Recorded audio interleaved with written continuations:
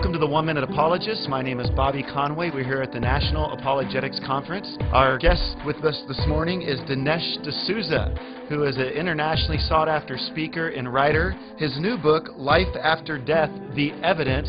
We hope that you'll get a chance to check that out. Dinesh, it's good to be with you. It's a pleasure.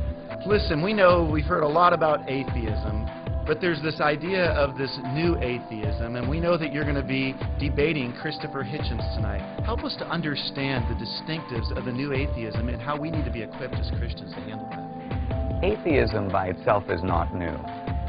But a generation ago, if you thought of atheism, you would think of some kind of a rumpled ACLU lawyer. It was not an atheism with mass appeal. And the agenda of the old atheists was kind of narrow. It was to police the boundaries of church and state. Oh, let's take down the 10 Commandments from the Texas state capitol, something like that. The new atheism is different in that its advocates are much more suave and sophisticated and belligerent.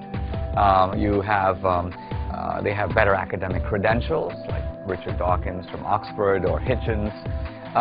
And the thing about people like Hitchens is that they're cultural figures. They're influential in the media, they're influential in the academy, and they appeal to young people.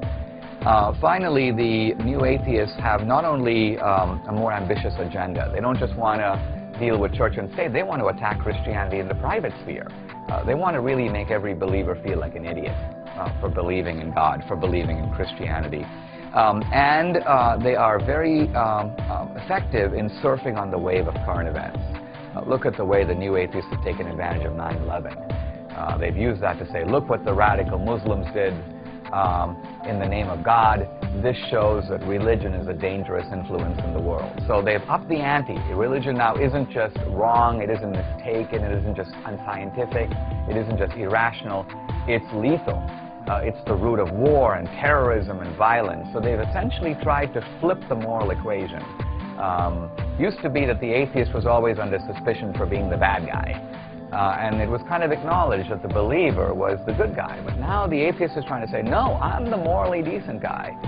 And you're the guy who, after you read your holy book and listen to voices from God, are going to go out and beat up some people or blow up a building. So we've got to be scared of you. And that's given the new atheism a certain sort of incendiary appeal. And I think a new apologetics is needed to counter that. Well, we just thank you so much, Dinesh, for your scholarship. And for more, we'd also encourage you to pick this book up, as we said. But also, What's So Great About Christianity by Dinesh D'Souza is a wonderful book where he gets into that there a little bit as well.